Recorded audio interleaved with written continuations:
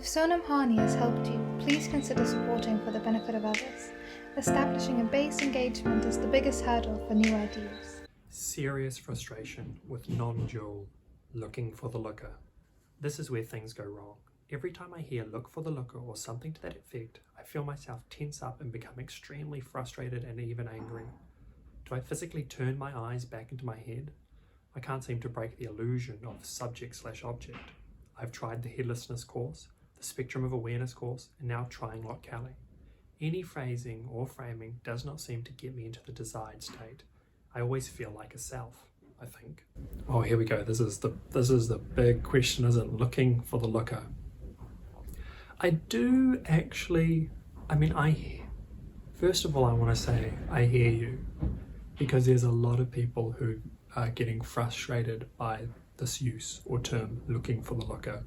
So let me try and soothe that just a little bit and hopefully give you some more practical tools. The first thing we absolutely have to acknowledge is looking for the looker is coming from a very specific meditative background. It has its roots in ancient traditions. And looking for the looker is actually somewhat of a conversion of the words which would have been originally used in that original ancient meditative tradition. So there's already some real breakdowns in how relevant that phrasing is going to be for you, or how useful it might be when you're missing out on the whole context of where that phrasing comes from. Usually that phrase is being used amongst people who have a lot of pre-established ideas. They understand the concept of who the looker is and how they could be looking for themselves. They have this relationship which really isn't being established here if you just get the instruction, look for the one who's looking, look for the looker. Usually when we feel like we're paying attention in meditation or just in our daily lives, we have the sense of self. We feel like there is someone who is efforting or enacting, actioning to do things in their life. They're using their control to move throughout the world. That's a sensation of self. We also normally feel like that person is within our bodies, usually behind our eyes. That's our strongest sensation of where we are. Now that is in some ways a contrived description of who we are, which, it makes relative sense. But in another degree, who we are is the totality of our conscious experience. So right now for you, you probably feel like you're located in your body looking at the computer screen. But from another perspective, the computer screen, the visual display of it, is also who you are because it's in your conscious experience. So that's also part of who you are, but we don't normally think of these visual appearances as part of our own conscious experience, who we are. We normally think of them as separate or external to us. Same thing with when someone walks into our room. The visual display of that person coming into the room is part of our conscious experience. We're aware of that. It's happening as us. It's our active expression of who we are. But we normally primarily relate to that person as being something other than us. So perhaps you're sensing where I'm going with this now. The one who is looking, that we're trying to look for, is actually our conscious experience as a whole. If we have a sensation of looking for something or looking for the looker, what we're trying to break through there is the illusion of the self, because we feel like we're one thing doing it, when really we're trying to be pointed towards the idea that that entire experience is us, even the looking itself. That's a bigger conscious experience, which what we learn through meditation, we can identify more with that than the small self, which is this idea that we're enacting or in control of something. So traditionally there's many instructions which can be given to try to help us to see or relate to being in this world more as this expression of conscious experience as itself, without the contrived sense of self, which is an idea about how things are, to sit in the reality of the way things are. And looking for the looker could be one of these instructions. But there's also many more relevant instructions. No, we're not trying to get you to turn your eyes into the back of your head. A better way of relating to this instruction would be, we're trying to get you to become sensitive to what it is like to be you in each moment. The sensation of the self is strong because we don't have a very sensitive relationship to our conscious experience. There already is no self, but we've got these ideas about what it's like to be us, and we feel like we're behind our head, behind our eyes, looking out on the world and acting in it.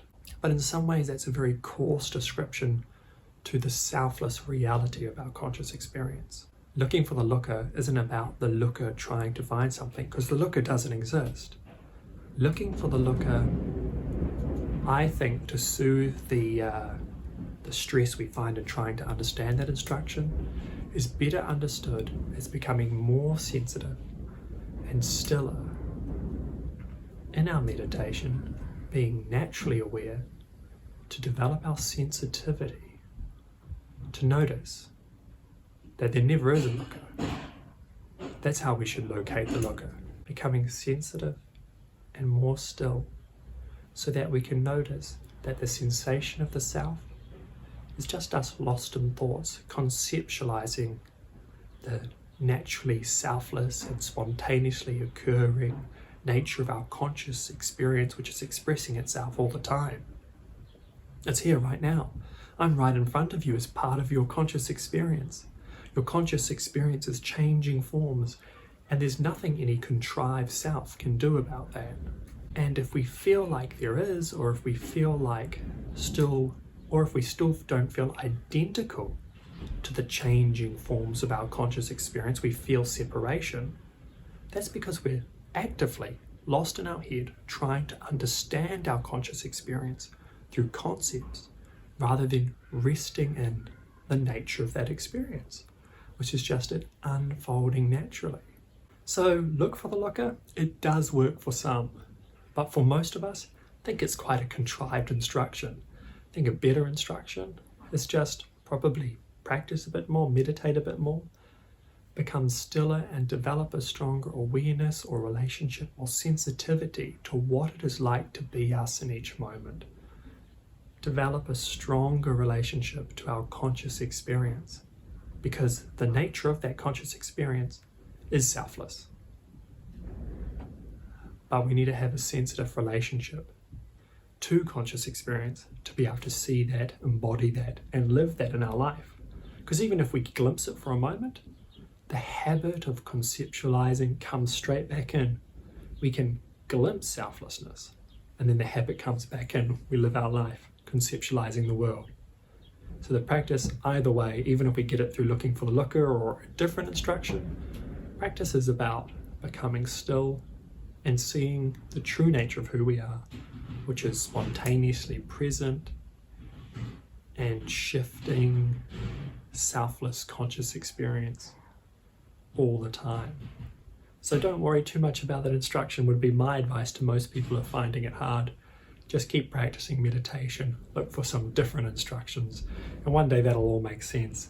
That is certainly not the be-all and end-all. And personally, that's not the instruction I would be giving you, because it's not very useful, is it? You don't even know what to do with that. I was in the same boat, trying to turn my eyes back into my head. What am I going to do with that? Nothing, absolutely nothing. But becoming stiller, sensitive, not attaching to my thoughts, not being judgmental.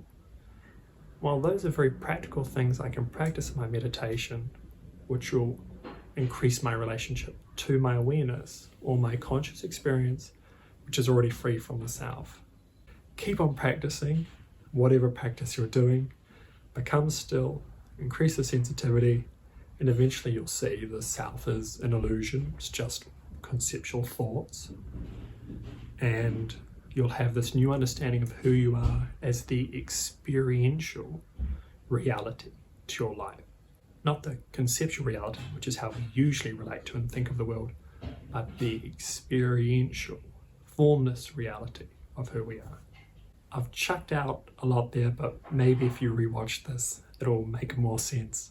Otherwise, I'm creating more content on this stuff, so that might also help layer out the understanding, because there's so many different ways of getting these ideas across intellectually and experientially.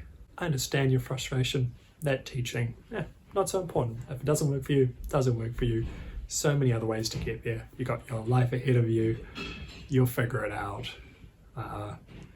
So best wishes. And I feel like something I've said in here, I feel like it's gonna click for you. That's my sensation. So we'll see. Have a lovely day and good luck with the rest of the journey.